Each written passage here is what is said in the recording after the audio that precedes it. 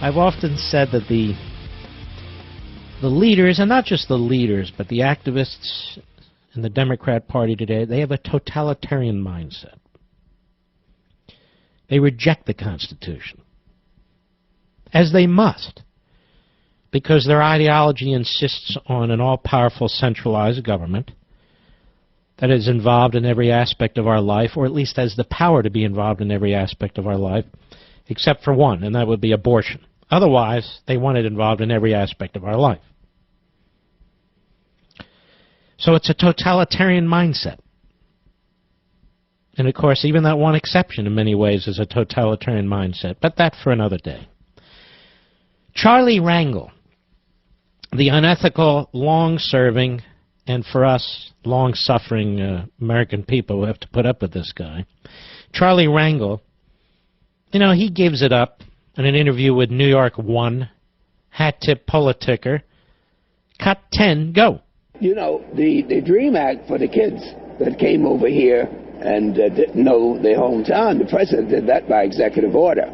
So what I did is I've taken out the language that he used, and I'm going to see why he can't use executive orders for everything. What's he going to do? Make the Republicans angry? They got to get annoyed? They're not going to cooperate?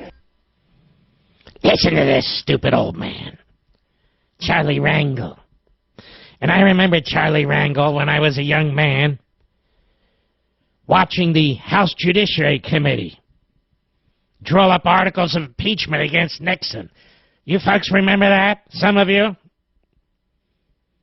Yeah, they talked about an out-of-control president violating the Constitution. I'm getting a sore throat. I can't do Charlie Rangel for long.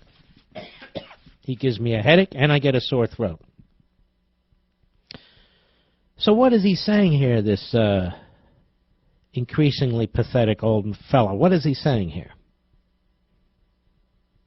What I did is I've taken out the language that he used, Obama, and I'm going to see why we can't use executive orders for everything.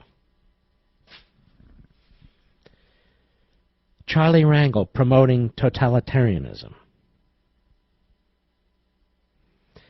It won't hurt his reputation one whit. Other than me raising it, nobody else will raise it. He'll take his Thanksgiving trip down to the Dominican Republic,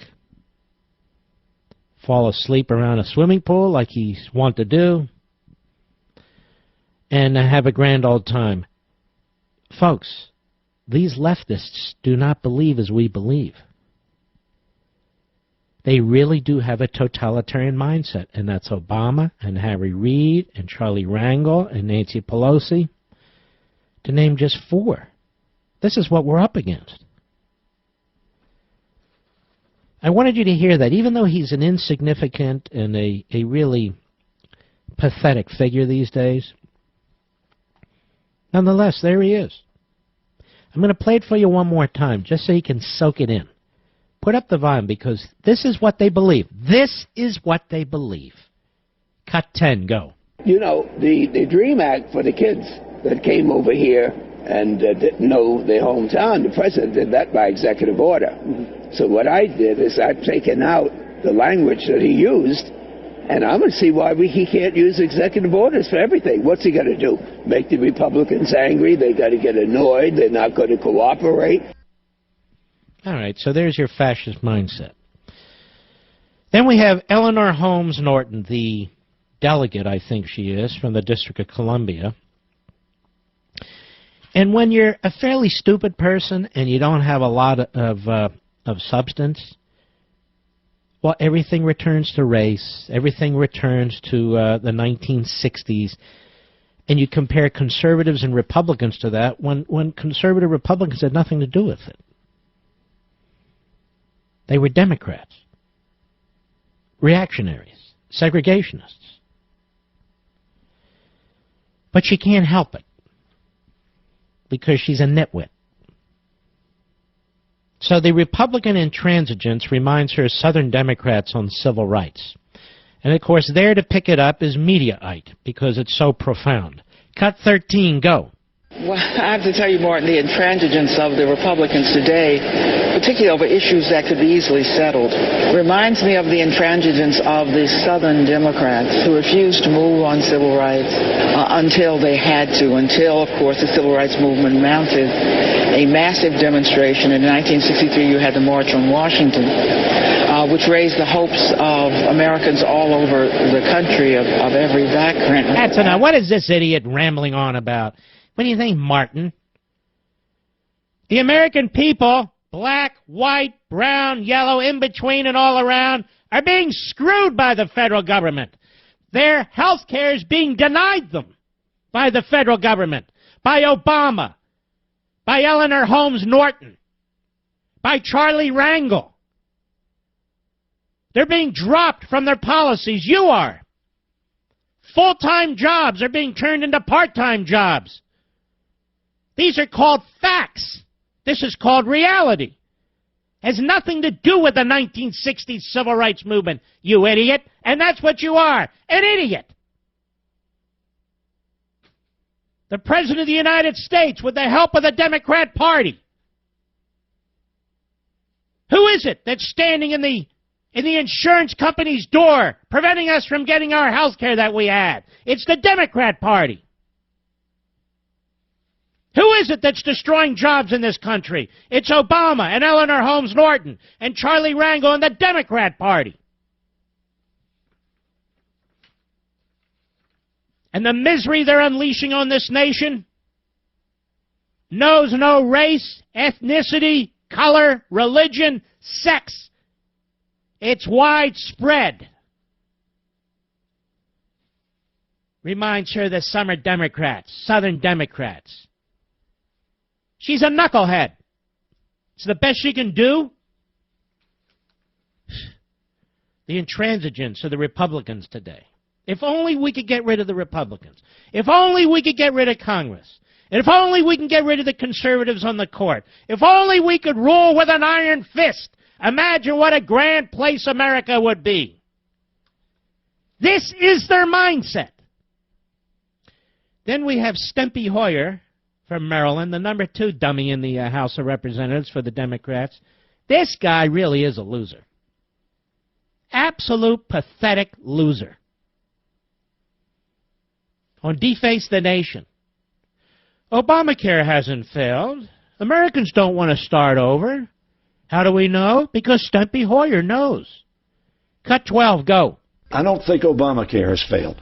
Access to Obamacare has been a failure at this point in time. Stop. Well, this is absolute genius at work. This is, I've been collecting articles of individuals who are losing their health care, and it's sad. It's really horrific. I'll give you one example, and stick with that audio for a second, Mr. Producer. I'll be back to it. The Washington Free Beacon. This isn't in the Washington Compost. It's not in the New York Slimes. It's not on the network TV shows. It's not on ABC Radio Network. It's here, the Washington Free Beacon. We call it the new media. And this is a great website. I want to tell Steny Hoyer, that little jerk from Maryland, pay attention. Steny.